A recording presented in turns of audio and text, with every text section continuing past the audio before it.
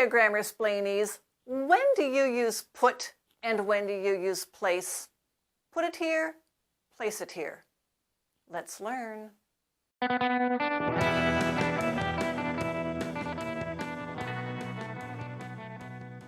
I'm going to use some vocabulary in this video that you might be unfamiliar with.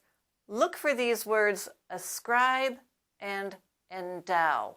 If you don't know their meanings already, try to guess, and at the end of the video, I'll talk about them. So, these two words, put and place, both mean to move a thing to a particular location or environment, and you can use either of them literally or figuratively. Don't put words in my mouth is an idiom, a casual expression, and it means don't ascribe to me things that I didn't say. Obviously, this is a figurative use because you cannot actually pick up words and cram them into someone's mouth. Put the dishes in the sink is obviously literal. It simply means relocate the dishes from where they are to the inside of the sink.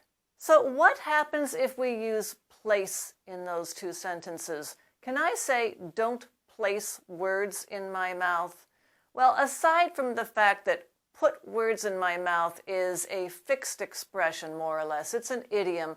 You wouldn't use it because don't put words in my mouth is also somewhat casual, and place is in a higher register. It's a little more formal and deliberate, and it has a stronger emphasis on the act of getting the thing from one place to another locale that itself might have some significance. In this sentence, put the dishes in the sink.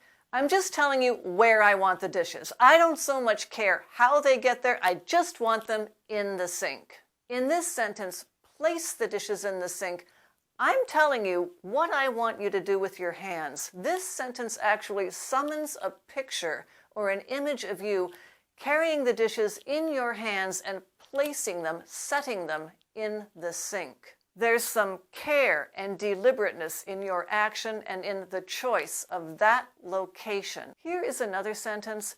His body was placed on the altar. It suggests some respect and ceremony in the act. It answers the questions how and what. How was his body treated? What did they do? His body was put on the altar answers the question where? Where did his body go? Place his body on the altar actually evokes the whole man, his history, his identity. Put his body on the altar really indicates his dead corpse. Now, for all this deliberateness about handling and location, you can use place figuratively if you want to emphasize thoughtfulness or process. Here's an example. She was placed in a position of high authority. This sentence summons a picture of perhaps several people having a discussion, coming to a decision, and then endowing her with powers or privileges and elevating her to significantly change her status. But if I ask, who put her in that job? I'm asking why she's there. Whose idea was it to put her there? Maybe she doesn't belong, or maybe she's just the right person. Anyway, let's check out an example from real life. We're going to live inside and rip apart the boxes women have been placed into for generations. Boxes like diva, crazy, the B word, slut. That is Meghan Markle complaining about the boxes that women are placed into. Clearly, they are figurative boxes, not literal, wooden or cardboard boxes that have women in them. But Meghan Markle's complaint essentially is that women wind up in places where they don't want to be. She's talking about places, situations. If you ask me, that place should be put.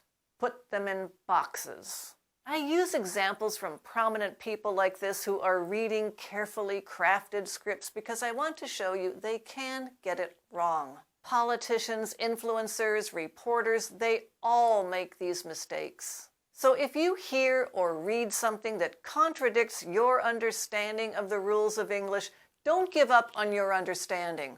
Ask for clarification from someone like me. You might be right and that brilliant, prominent person might be wrong. And you may also have noticed that Meghan said, placed into rather than placed in. So when do I say into and when do I say in? Well, that's a subject for another video. Now, those words that I used, ascribe, don't ascribe to me things that I didn't say. Here's the dictionary. There are several definitions. The sense that I used was this one: to attribute a text, quotation, or work of art to a particular person or period, as in a quotation ascribed to Thomas Cooper. We don't know if Thomas Cooper originally uttered those words, but people say he did. And the etymology of this word tells us that the strict meaning is right to, and that's the same scribe as in describe. And the strict meaning of that word is write down. And here we are with endow. This sentence summons a picture of perhaps several people having a discussion, coming to a decision, and then endowing her with powers or privileges and elevating her to significantly change her status. The dictionary again has several meanings. I used this one: to provide with a quality, ability, or asset, as in he was endowed with tremendous physical strength. And that dow is the same dow as in dowry. Do is an old root that means to give a gift, and it's the same do as in donate and pardon.